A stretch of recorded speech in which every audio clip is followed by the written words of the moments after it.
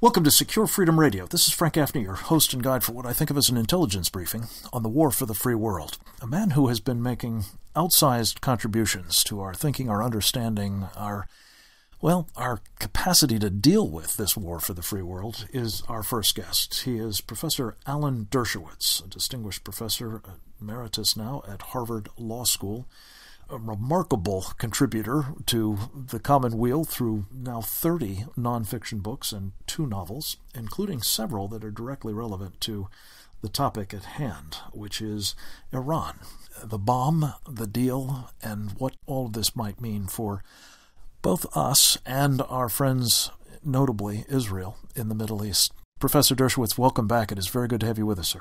Well, thank you. This is a sad day in American history. We're about to make probably the worst foreign policy deal we've made, certainly the worst since the ill-fated North Korea deal, which resulted in North Korea obtaining nuclear weapons, but it certainly is the worst negotiation we've ever participated in. They have outmaneuvered us at every point in time and made us look like absolute fools to much of the world and to the people of Iran. The humiliation is one thing. I'm afraid that in addition to making a mockery of America, they have actually emboldened other enemies as well as the Iranians themselves. Again, you've got a vision for these things. How does that likely play out, not just in the immediate sense of Iran and nuclear weapons, but others who may also wish us ill? Well, first of all, I think it increases the chances of war rather than decreasing the chances of war. I think it makes it inevitable that Iran will cheat and the Israelis will catch them cheating. The Americans will say, no, they're not quite cheating. They're just maybe stretching the limits a little bit. There will be conflict between Israel and the United States, and Israel, as a sovereign democracy surrounded by enemies, will have to do what Benjamin Netanyahu said yesterday they will have to do and what the Minister of Defense said they'll have to do, and that is defend themselves. And defending themselves may very well include a preemptive attack against Iran's nuclear capacity in much the way Israel preemptively attacked Iraq's nuclear reactor to the benefit of the entire world, to the benefit of the United States, for which the United States ultimately thanked Israel after condemning them at the Security Council. So I think it increases the chances of war. I think it increases the chances of many Arab Sunni countries in the area developing or buying their own nuclear facilities from North Korea or elsewhere or Pakistan. And I think it just makes the world a much less safe place. It also will give Iran the financial capacity to continue to export the kind of terrorism that resulted in the death of so many Americans in Lebanon, so many people in Argentina, and people all over the world. So the world's a much, much more dangerous place this week than it was last week. And will likely to become more so, as you say.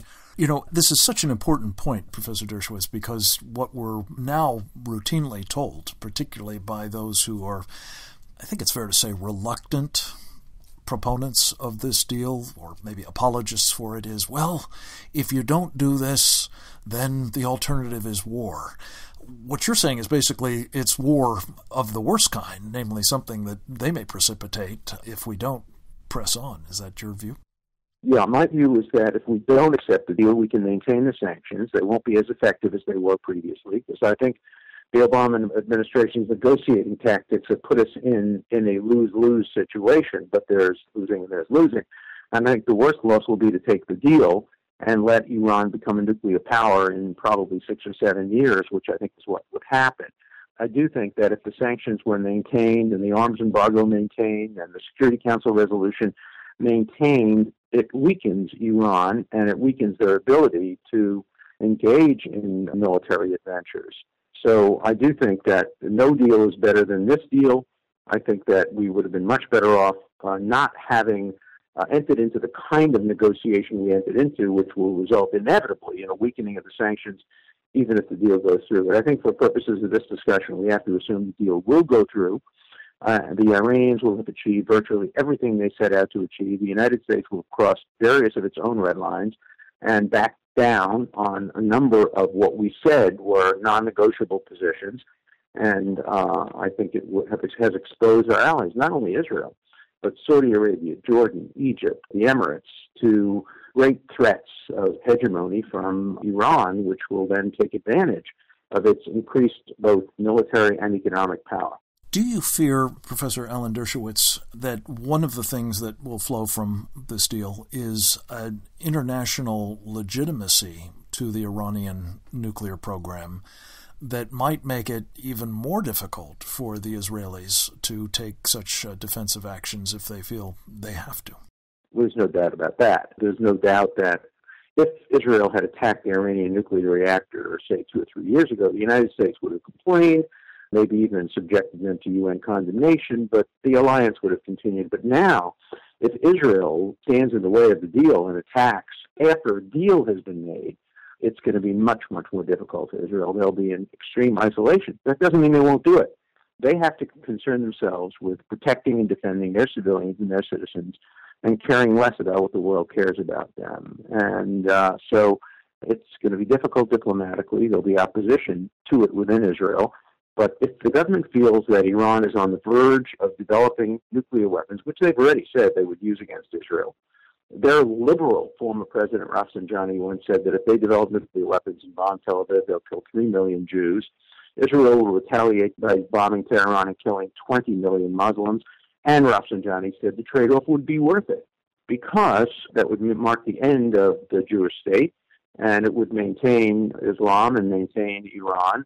And when you have that kind of apocalyptic rhetoric from the moderate, then you have to understand why Israel will never accept a nuclear weapon in the hands of Iran. They simply will not accept it. And by the way, this is not an issue that divides Israelis. Herzog is against this deal. Tzipi Livni is against this deal. Various people on the left are against this deal.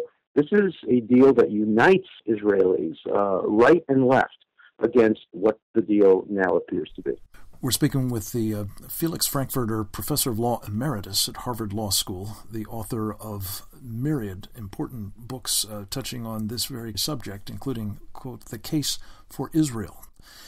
Professor... Actually, the book that's most relevant is a book that I wrote called Preemption, A Knife That Cuts Both Ways, that talks about the legality of preemptive action and preventive action, and has a whole chapter on whether or not it would be proper for Israel to take preemptive action or the United States to take preemptive action against Iran's nuclear program. So I've thought about this, written about this, taught about this for quite some time. Now I'm very concerned about it. Yeah, well, now it has to be put into practice, it seems. Let me ask you about this. The Israelis, of course, have an imminent and quite possibly existential threat. I believe that the United States does as well. One of the considerations here, and as a prominent and very highly regarded figure in Democratic political circles, I wonder what you would say, Professor, to Democrats who may ultimately be the deciding votes, almost certainly will be the deciding votes, in whether Congress rejects or accedes to this deal of the president's. Well, I've been talking to Democrats. I will continue to talk to Democrats. And they have to be Americans first and Democrats second. They have to put the interests of this country before the interests of a particular administration. And they have to ask very, very hard questions. The first question that has to get asked, is this a treaty? The Constitution provides that for a treaty to be ratified, it needs 2/3 of the Senate. What the Obama administration is trying to do is twist this into not treaty, which would require only 1/3 of the Senate, because it would be veto-proof at this point. I think there's a very plausible case to be made that this is a treaty. This involves signed agreement between numerous countries involving deep and important foreign policy issues of the United States. If it's not technically a treaty, it's very treaty-like and should have to go before the legislature for at least majority approval. And I think there are some Democrats who are saying they're going to vote against this unless their vote is necessary. Professor Alan Dershowitz, we look forward to working with you in this regard. It is an enormously important controversy, as you say, a public policy debate of the first order, and your voice is important in it. Thank you. And this should always remain a bipartisan issue. It should unite liberals and conservatives. It should unite Democrats and Republicans. It should unite Jews, Christians, and Muslims. This is something that endangers everybody. You are absolutely right. We look forward to working with you on it. Thank you, sir, for your time. Thank you. Next up, former U.S. Ambassador Richard Shifter joins us to talk about this Iran deal from his perspective, and also what role the UN will play in the destiny of Israel. Straight ahead.